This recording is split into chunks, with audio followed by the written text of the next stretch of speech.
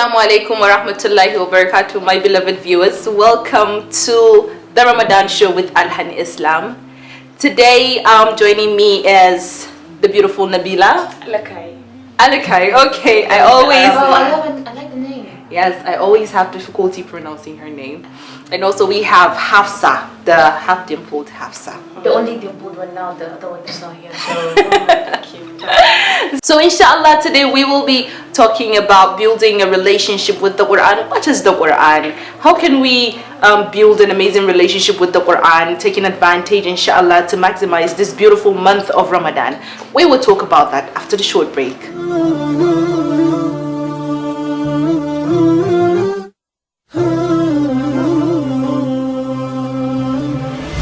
Welcome back, my beloved viewers. So first I would really like Nabila to shed more light about the Quran. What is the Quran? Well, the Quran is the final revelation to humanity, which is sent to us through our beloved Prophet sallallahu alaihi wasallam in the year 1610 CE, and it was completed within 23 years. Right. Yes, the Quran is supposed to be a guidance for us, as in a law that we're supposed to. It is a guidance. Okay, yes, it is a guidance to us, a law that we're supposed to abide by, to die and live for. So Hafsa, talking about the Quran, now we know the definition, and inshallah some of our viewers that do not know now know, but there is so much history, you know, with the Quran and Ramadan. Can you please do us the honor? The holy month of Ramadan is the month in which the Quran was brought down. Right. Allah said in the Quran, Surah Al-Qadr, Inna anzalnahu fi laylatil qadr. We brought it down in the night, in the night of majesty or the night of power. Right. What was brought down on that night of majesty and night of power? It was the Quran. And then the night of majesty or power is one of the many nights of Ramadan. Right. So on this holy month, the holy book was sent down. Right. So you see, when it comes to the Quran and Ramadan, having, gaining knowledge about this powerful thing that happened in one of the nights of Ramadan, you see that today the youth and also the elderly people, but mostly common amongst the youths, the Quran has become more of just a decoration. They only pay heed to it during Ramadan. They only try to connect with it during Ramadan. Some don't even just connect with it. They just try to see that, okay, you know what, I just want to finish the Quran in Ramadan without taking time to understand it and just rush through it. And after Ramadan, they just keep it back on the shelf. It will amaze you to see that, when people are bringing down their Quran or taking it out from the bookshelf, they actually clean it because it's dusty. So what do you think about that? You hear some scholars saying that the heart of a person, when the Quran is dusty, could also be that your heart is also dusty. Okay. I think what the youths need to understand is, indeed, some of us are struggling with the recitation of the Quran. Right. So, let's assume I'm struggling with recitation. I open the Quran and then I find it difficult to read the Quran. Most of us get discouraged, like, you know what, I can't even read this thing, so why should I even continue? But then I have good news for such a person. You see, you that is struggling to read the Quran, Allah prefers that recitation to someone who could read the Quran fluently and flawlessly. Because at that moment, He sees you making an effort. Right. You are struggling, it is difficult, but you keep striving. You see, the person who, the reward for reading Quran actually goes on different levels. When you recite the Quran, you get rewarded. When you recite the Quran and ponder upon its meaning, you get more reward than just reciting the Quran. Right. So, and then the person who is struggling gets the most reward, because this is something you don't know how to read, but you want to read it. You just want to fight and read it. At that moment, you have. So that is like that is another category of people, and you also find people who they don't really know how to recite the Quran, but instead of them to actually take out time and say, okay, you know what, I want to learn, I could play videos on YouTube, I could download apps and listen to the shuyukhs and learn. But then you see that they're so busy with the affairs of the world, apart from the serious ones. Even when they have the leisure time, they actually just engage in something else rather than actually taking time to study the Quran or to learn. What do you think about that? Well, I think sometimes it has to do with being shy. You know, when you're being shy of, you know, reading, when I read, you know, this person will laugh at me, you know, he would, okay, he cannot even recite the Quran, his voice is not, you know, nice and all, so they will not want to read it. But when you get the shyness of yourself, you know, I want to learn, I want to do this, you know, you will get to learn more and understand it. There's a beauty in reading the Quran, yes, actually there is a beauty in knowing the Quran and learning it. Right. And even understanding what you are learning. So at times being shy does not help at all, it doesn't. So when we want to learn, we just, okay, yes, I want to do this and I'll just do it without caring about what anybody has to say or anybody has to, you know, this person will mock me. And I feel like that. if your tajweed is bad, you could learn also. Yes, there are different ways that you could learn. Yes. Right. So now, you know, going really into how to improve your relationship with the Quran, I think first someone has to check their hearts, right? True. I would like to say something about this, but then let us hear the views first.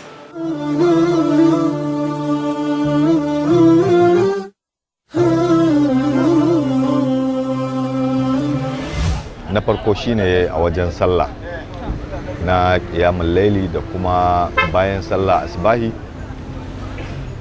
wajen karantawa da kuma bayan sallah haka duk lokacin da mutum yake da ba wani abu da yake kamar ko bayan sallah zai iya bude alqur'ani ya karanta. Wannan koda baba a Ramadan ba ya kamata a ce ko da lokaci musulmi yana karanta alqur'ani akalla sau 5 a rana. Before you sleep, you read the Quran. As soon as you wake up, you read the Quran. In fact, indeed, almost every prayer you do, you're supposed to spare time to read the Quran.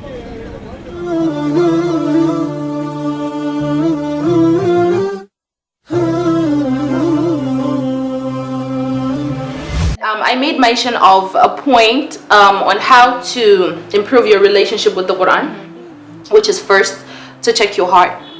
You know, if you're picking this book to read, why am I reading it? Yes, do I really want to carry this and just grab some piece of information and that's it, or do I really want to read it and, you know, let it be in my heart and carry it with me and become a walking Quran?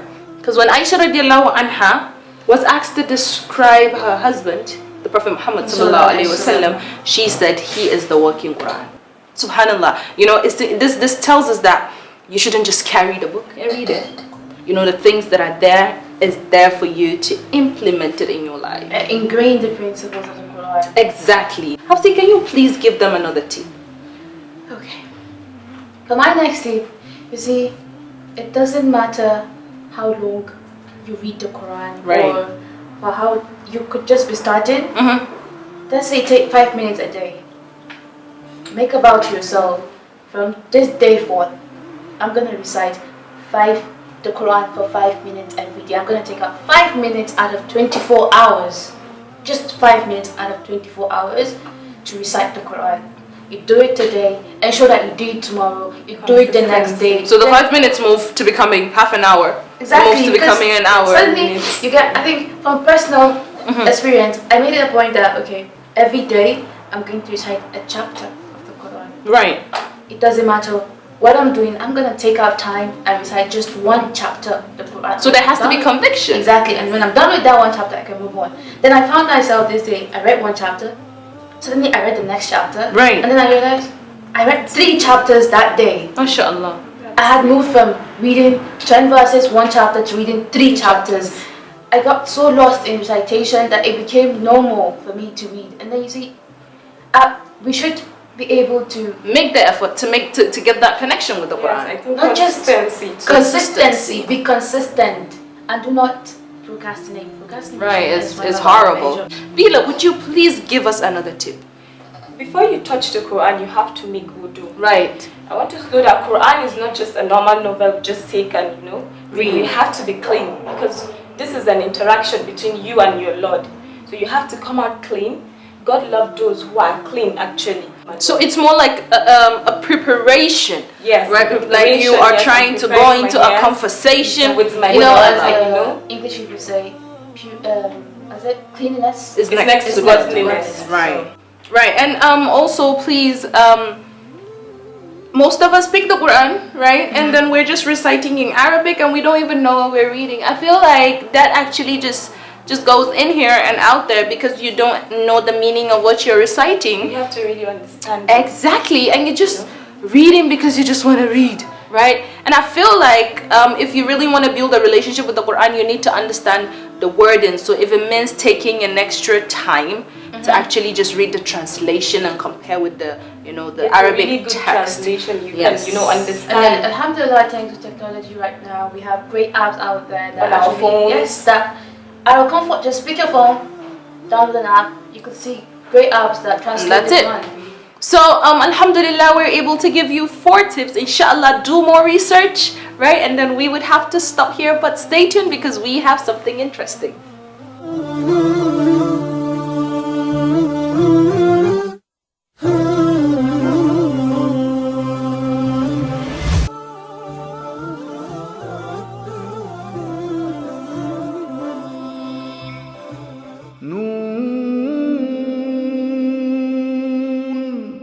والقلم وما يسطرون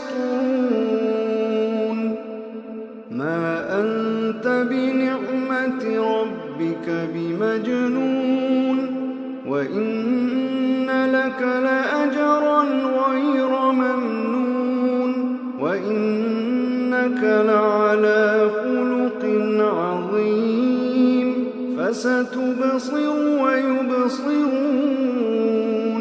بأيكم المفتون إن ربك هو أعلم بمن ضل عن سبيله وهو أعلم بالمهتدين فلا تطع المكذبين ودوا لو تدهن فيدهنون ولا تطع كل حلاف مهين هماز مشاء بنميم مناع للخير معتد أثيم عتل بعد ذلك زنيم أن كان ذا مال وبنين إذا تتلى عليه آياتنا قال أساطير الأولين سنسمه على الخرطوم إنا بلوناهم كما بلونا أصحاب الجنة إذ أقسموا ليصرمنها مصبحين ولا يستثنون فطاف عليها طائف من ربك وهم نائمون فأصبحت كالصريم فتنادوا مصبحين أن اغدوا على حرثكم إن كنتم صارمين فانطلقوا وهم يتخافتون ألا يدخلنها اليوم عليكم مسكين وغدوا على حوض قادرين فلما رأوها قالوا إنا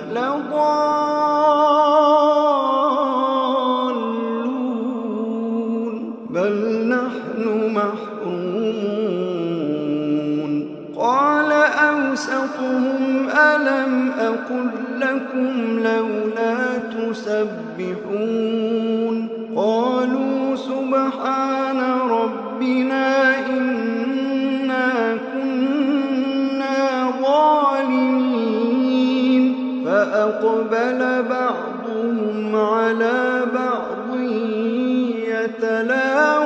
يتلاومون قالوا يا ويلنا إنا كنا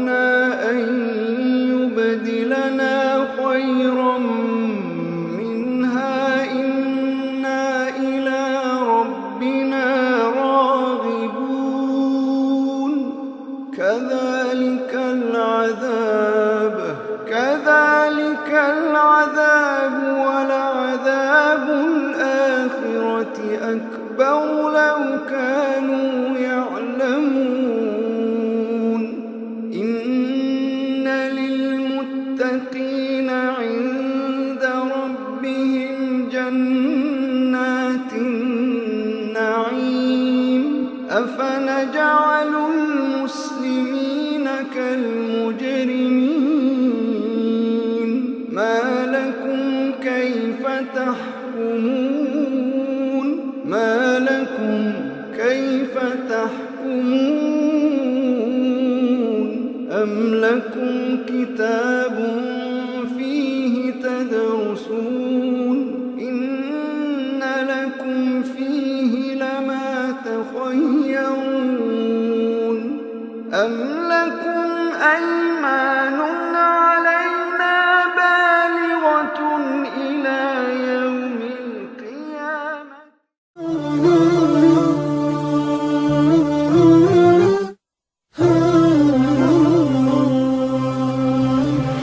So, I've got Quran quiz for both of you, and whoever fails my question is going to please sing a nasheed for me. No, I'm going to. You have to. I have a horrible voice though. You guys don't I don't understand. even know what that means. Wait, that reminds me. I came across a joke by Sheikh Asim Al Hakim, and this lady, she's like, "Is it halal, Sheikh, to sing for your husband?" And he was like, "Yes, so long as your voice is good, because it is haram to torture." Exactly. Mine is gonna be torture. We don't mind this time around. So please choose your card. 2 to the right or 2 to the left. The right. Okay, this is the right. So here's the question. That is number 30. It says, which insect spoke in the Quran? A, the bee, B, the ant, C, the spider. The bee. Is that your final answer? Spider. Hafsi, what is your answer to this question? Doing. It was Is the not bee a millionaire? Carry on. It was not a question. So, Nabila, is that your final answer? The bee or the spider? Spider. The spider. MashaAllah. So the spider never spoke, it's the ant.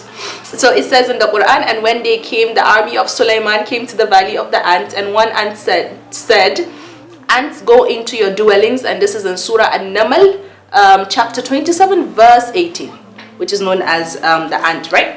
So Hafsi, she has failed. Ha! Let's go. Left, right, middle, right.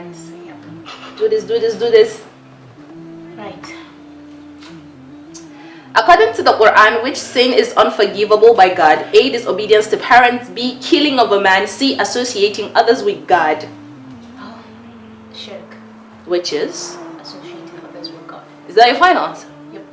So it's 1 point to 0. Shirk or associating others with God is the gravest sin in the Quran. Bila, let's do this. Right. When the first revelation came to the Prophet Muhammad ﷺ, how old was he? A, 35, B, 40, C, 45.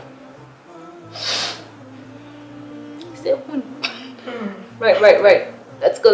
Tick, tock. I have to guess because I don't know this one. Okay. I think 40. 40, and that is the correct answer. He was 40, the age at which a man is mature, when the angel Jibril brought the first revelation. So Hafsi, let's see. Name the only companion who was mentioned in the Quran by name. A, Abu Bakr, B, Ali, C, Zaid. Let's go, Hafsi. TikTok. Let's go. You have to drop that answer now. I'm not too sure. But I think. You're gonna go. Wow, she wants me to feel. Talk to me. Right. Zaid, correct. So it was Zaid who was a great companion and adopted son of the Prophet Muhammad sallallahu alaihi wasallam. Nabila, Happy about this. please sing a nasheed. I don't even know what that means. Okay, an Islamic nasheed like the songs that Zaid Bikha or Umar Isa or Sami Yusuf. So we're gonna pardon Nabila. You know, I don't want to put my honorable guest on the spot, but yes, I hope you have learned from this trivia, and may Allah Azza wa Jal keep blessing you and your family, and I will see you on the next episode of the Ramadan show with Alhanislam. Assalamu alaikum.